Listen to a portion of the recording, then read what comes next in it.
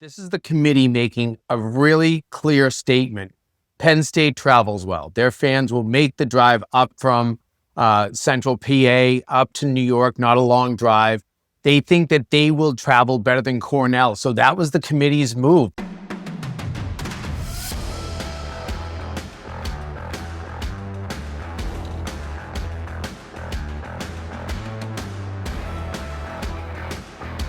Welcome to Bracketology Xtra from USCHO.com. I'm Ed Trefsker alongside Jim Connolly. We're sponsored by the NCAA Division I Men's Frozen Four, April 9th and 11th in Las Vegas. Visit ncaa.com/mfrozen4 for tickets. Jim, the selection show is in the books. We've got the official bracket. We're going to reveal it region by region, and then we'll go into a little depth about the committee's key placement choices, and then we'll talk a little bit about the regions and maybe pick what are the toughest regional draws. But first, let's look at the bracket.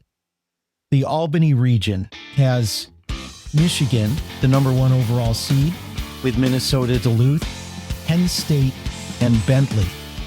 The Loveland region, fourth overall number one seed, Western Michigan, with Denver, Cornell, and Minnesota State. Number two overall North Dakota is in Sioux Falls with Providence, Quinnipiac, and Merrimack. And in Worcester, number three overall Michigan State has Dartmouth, Wisconsin, and Connecticut. So this is very close to the bracket we had landed on last night. But the committee's biggest reveals, the biggest tells, if you will, were all in the 3 seed where they moved some things around. So let's start out with that, the 3 seed placements. Penn State, Cornell, Wisconsin. Let's start out. Why is Penn State in Albany? Yeah, I had actually put Cornell there in my bracket last night. I thought that was a natural fit, but this is the committee making a really clear statement. Penn State travels well. Their fans will make the drive up from central PA up to New York, not a long drive. They think that they will travel better than Cornell. So that was the committee's move. They decided we're going to protect the gate in Albany. That's the best way to do it with Penn State. They end up sending Cornell out to Loveland. Loveland needs no help with attendance. Is it maybe a little punishing to Cornell? Yeah, maybe. But Loveland doesn't need help with attendance. That's something that we understand. And then Wisconsin going to Worcester says that the committee didn't believe that Worcester really needs that much help either. The option was to send Penn State there in my bracket last night. But I think I understand why the committee's going this, but it more than anything, this is just a big old message. Penn State travels really well. And I think I've seen by experience, they have a huge alumni base in New York State, and they will show up in Albany. So, and I've seen, nothing against the Big Red, but I've seen some light fan turnout at regionals from Cornell in the past, including in Albany in recent years. So, how much did they bend the logic to put Penn State there, or was this just a simple swap? You know, it was all within the 3 band, and you had to make a swap anyways because there was an ECAC matchup. So once you start swapping then it's just figure out the teams that you can move around where they ended up. And, you know, when you made the original ECAC swap, that could have put Cornell out in Loveland to start, depending on how the committee went. That could have just been a straight move for their point too. And they get Penn State into Albany and say, okay, that's fine. It's all how you approach the first step of avoiding the interconference matchup. When the committee put it in and they saw that Penn State ends up in Albany, they were okay with it. And I think when I really think about it, and maybe this is what I missed last night, it does really make sense. Well, and then Cornell in Loveland, is that because they're not worried about attendance there? Because they could have put Wisconsin there, which would have been closer for Badger fans. Yeah, I thought that would have maybe been a possible landing, but you couldn't put Cornell out in Worcester in Wisconsin and Loveland because Cornell would have faced Dartmouth. That was actually the ECAC matchup you were trying to avoid. So because of that, you end up sending Wisconsin to Worcester, you send Cornell out to Loveland, and Penn State gets the Albany region. I think we're going to have decent attendance all around. The one One place is still Worcester, but they're really counting on UConn to drive attendance in that region.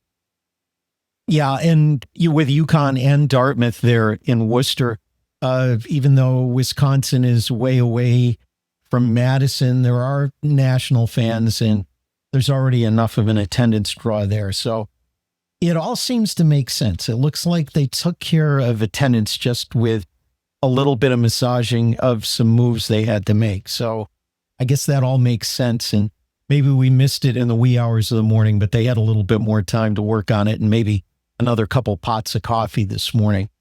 But now that we've figured out why that made sense, let's take a look at the toughest regionals and why they might be the most difficult. I think they talked about it with the review, but when you put Western Michigan, Denver, Cornell, and Minnesota State all together, I mean, Western Michigan and Denver are recent and perennial powerhouses. Then you get Cornell in there, who's tough for anybody, and Minnesota State.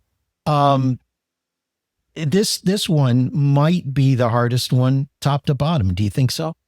I think that's tough. I actually look at Albany and say that, you're the number one overall seed Michigan, and you have two teams in there in Minnesota, Duluth, and Penn State that people might pick them to win the national championship. We've been talking about these teams all year. So I think that one's really difficult. The one that I see as being, I'm not going to call it a cakewalk for North Dakota, but you end up getting Merrimack, who was the 8th seed in the Hockey East tournament that went on a Cinderella run.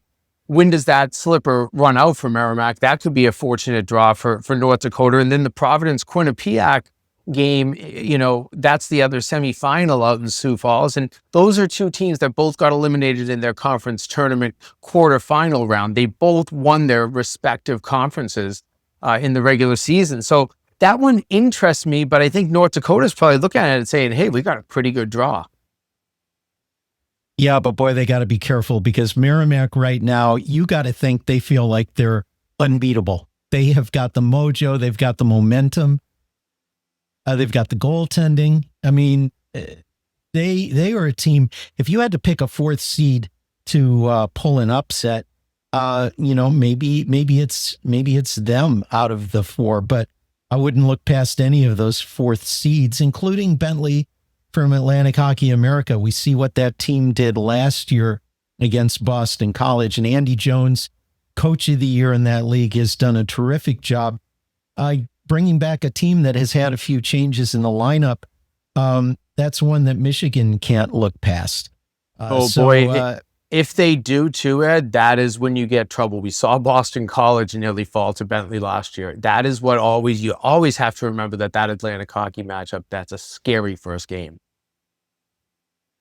Some of the other matchups here that are interesting in there, Providence and Quinnipiac. Both teams faltered in their league tournaments, and both teams have had terrific seasons. Oh, what about that matchup? I mean, I heard a lot at the Hockey East tournament this weekend about the last time that Providence was eliminated in the opening round of Hockey East, and it was when they were a high seed, and it was 2015. They lost to UNH. They were the number 2 seed, lost to UNH in the quarterfinals. They went on to win the national championship. So there's a lot of positive thinking coming out of Providence. I'm sure that Rand Pecknold and his team are in the same boat, trying to right the ship. You got that extra week off. Will that help in terms of maybe some health-wise, injury-wise? I think that's a really interesting first-round game because both teams coming off identical situations. I want to ask you one more question. You've got 4 number 1 seeds, and only one of them, Michigan, won their league tournament. What about that? That really all started last weekend, Ed, when you had North Dakota fall, you had Michigan State fall, you had Western Michigan fall. Michigan was able to carry the water all the way through for those number 1 seeds, but all those teams were locked in ahead of this weekend's play. So it really wasn't going to affect the conference tournament championships. It's why we were looking for so many bid stealers on Saturday night. Really, when you came down to it, you didn't have any. Merrimack, you can call a bid stealer because they took Augustana's place, but we knew that Hockey East was going to get a bid stealer no matter what. Overall, looking at this field, to me, it looks like a terrific set of games. There are no bad games, no clunkers, no cakewalks in any of them. No, and we're seeing teams that haven't been here in a while. You're seeing Merrimack. You're seeing Dartmouth. Dartmouth, when was the last time they were there? It has to be more than 40 years ago. You know, you're seeing the national defending champion, Western Michigan. They'll get to possibly face off against Denver, the NCHC champion and the national champion from 2 seasons ago. So you could have a regional final with the last 2 national champions facing off. There's a lot of really compelling matchups here. But we'll see how this all unfolds. The tournament starts on March 26th. We'll have more coverage on this with USCHO's Weekend Review on Monday. We'll wrap it here, though. Enjoy the hockey. We're sponsored by the NCAA Division I Men's Frozen Four, April 9th and 11th in Las Vegas, ncaa.com/mfrozen4. Jim Conley, I'm Ed Trefsker, and this has been USCHO's Bracketology Extra.